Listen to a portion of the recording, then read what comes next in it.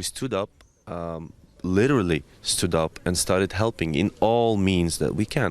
So I think this is the view to the Russians to show them that we love our country, we love our land, we respect our history, we respect our architecture that is really beautiful.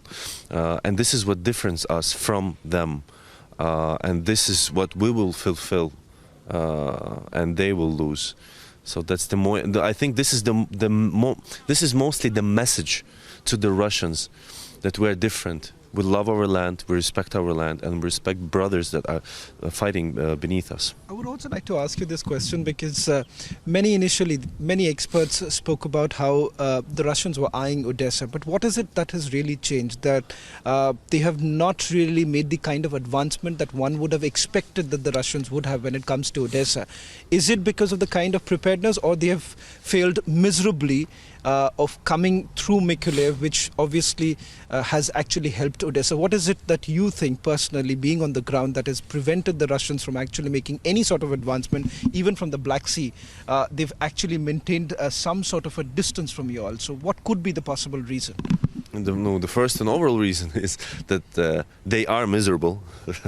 You are miserable Russians, really, really miserable and really lonely. They are not prepared for us. First of all, they didn't know that we're so brave, and they didn't know that we're technically so prepared. We know the techniques of war, we studied them, and I don't think they have a chance at all.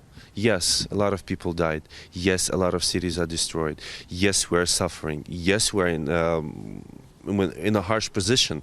This is all yes. But they failed because they put us under question. They thought we're easy, and they didn't study. They didn't study their math. So they are nowhere closer.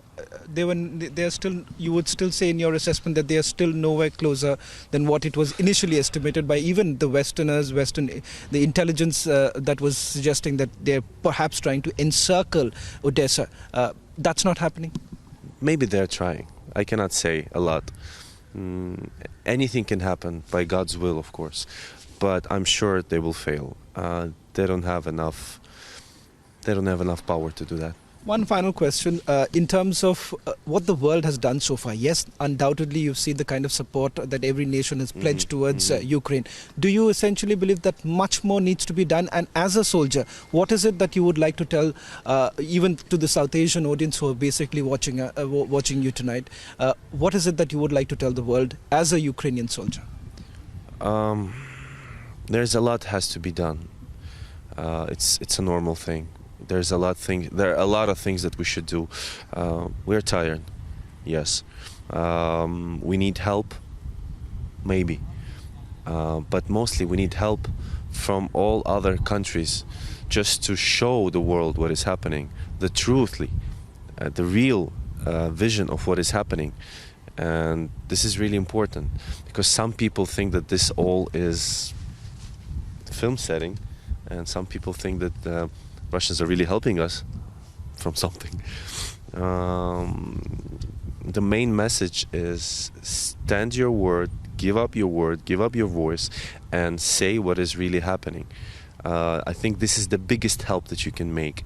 Go on strikes, help Ukraine to let the voice of the Ukraine be heard. I think this is the most important, because for us, we get motivated when we see people helping, when we see people going on strikes, like Georgia, like Canada, like Poland, like all other countries. Thank them so much. I cannot be more thankful. Thank you. Thank India. I mean, that's the most important thing. Motivate us.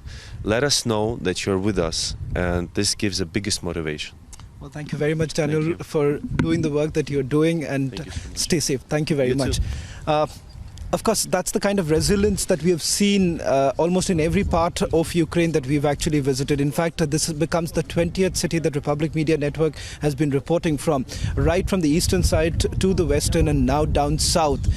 This happens to be one of the most strategic, important cities for the Ukrainians. But as you can see all around me, what I can tell you is that they are fully prepared for any kind of an eventuality. And even if there is any sort of an advancement that the Russians make, they say that they are absolutely prepared. With video journalist Surendra Singh Rawat, this is Shavan Sen.